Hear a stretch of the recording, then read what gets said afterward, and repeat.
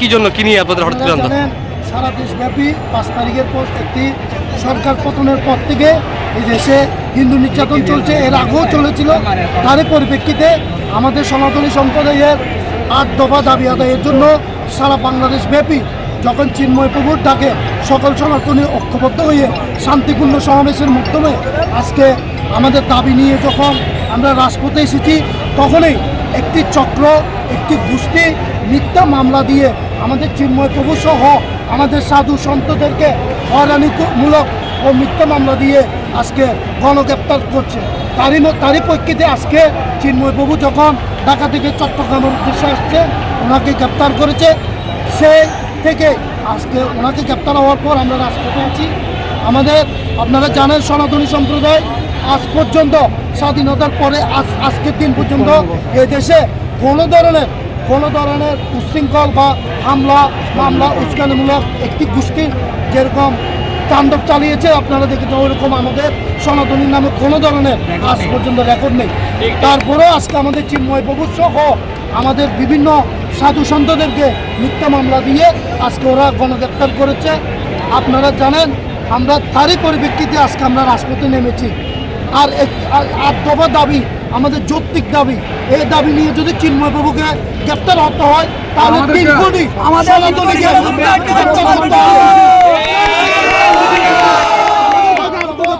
8 দফা দাবি যৌক্তিক, এই দাবি নিয়ে যদি চিন্ময় প্রভু আসলে গ্রেপ্তার হয় তাহলে 3 কোটিকে আপনারা গ্রেপ্তার করুন। আমরা সবাই চিন্ময় আমরা চাই, এটা আমাদের জন্মভূমি, এটা আমাদের মাতৃভূমি। এদেশে আমরা শান্তিতে আমাদের 8 দফা দাবি আদায় যতক্ষণ হবে না আমরা রাজপথে থাকবো। আমাদের চিন্ময় প্রভুকে আজকের মধ্যে আগামীকাল সকালের মধ্যে। ওনাকে কি গ্রেপ্তার দেখানো হয়েছে নাকি জিজ্ঞাসাবাদের জন্য হয়েছে? ডিবি অফিসে ওনাকে বিমানবন্দরে কোনো কথাবার্তা ছাড়া, আমাদের আলোচনা ছাড়া, কারোর সাথে আলোচনা ছাড়া ওনাকে গ্রেপ্তার করে গাড়িতে তুলে নিয়ে গেছে ডিবি। একটু আগে আপনাদের একজন ব্যক্তি বলেছেন যে আপনাদের আন্দোলন এখানে স্টপ, আপনাদেরকে আজকে চলমান থাকবে। আমাদের চিন্ময় প্রভুকে ছাড়তে হবে, তারপর আমরা 8 দফা দাবি নিয়ে 8 দফা দাবি এবং চিন্ময় প্রভুকে গ্রেপ্তারের প্রতিবাদে যারা আমরা আন্দোলন করছেন, এই আন্দোলনের মধ্য থেকে আর কাউকে গ্রেপ্তার করা হয়েছে কিনা? এর মধ্যে অনেকে মিথ্যা মামলা দিয়ে আজকে মঠ মন্দির থেকে হয়রানি করছে, অনেকে আমাদের এই আন্দোলন থেকে সরে আছে।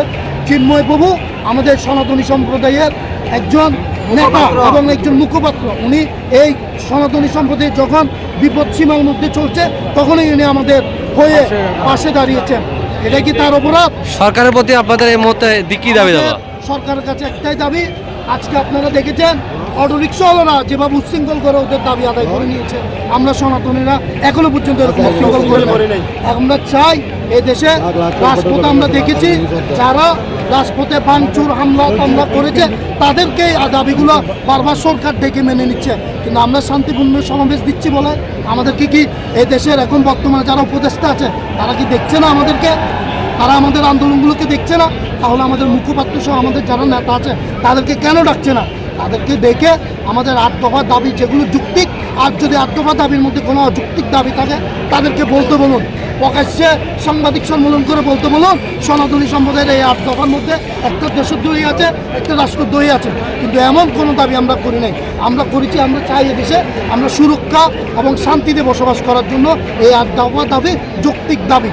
আপনাদের আন্দোলন আজকে যে প্রতিবাদ করছেন, এই প্রতিবাদী আন্দোলনটা আপনাদের এই কতক্ষণ থাকবে বা কি দাবি? এখনো পর্যন্ত আপনারা জানেন শুধু চট্টগ্রাম নয়, ইতিমধ্যে ঢাকা, রংপুর সহ, খুলনা সহ, কক্সবাজার সব জায়গায় আমাদের চিন্ময় প্রভুর জন্য আন্দোলন চলছে।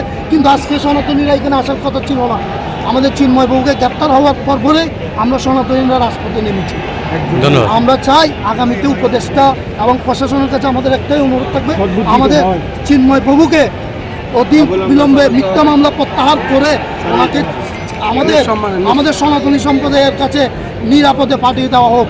আর ইতিমধ্যে আগামী 13 তারিখ আমাদের আরেকটা খুলনায় সমাবেশ আছে, তার আগেই যাতে আমাদেরকে উপদেষ্টারা ডেকে আমাদের আন্দোলনের যে 8 দফা দাবি সেগুলো যৌক্তিকভাবে তারা মেনে নিক, এটাই আমাদের চাওয়া। ধন্যবাদ।